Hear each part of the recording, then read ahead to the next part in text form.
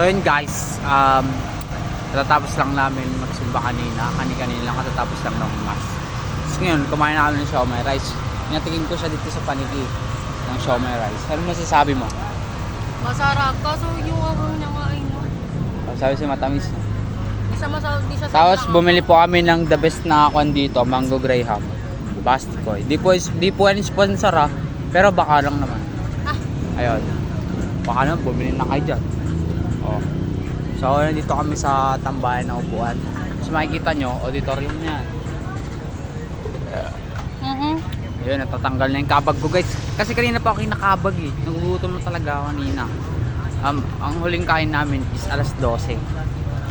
Tapos nag-picnic kami nung mga alas 10 hanggang alas 11. Ayun.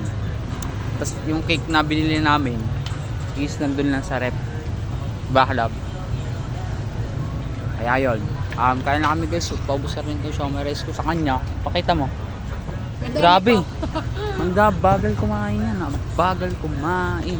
Kaya dito ako muna yan guys. Okay? Nagugutom na eh.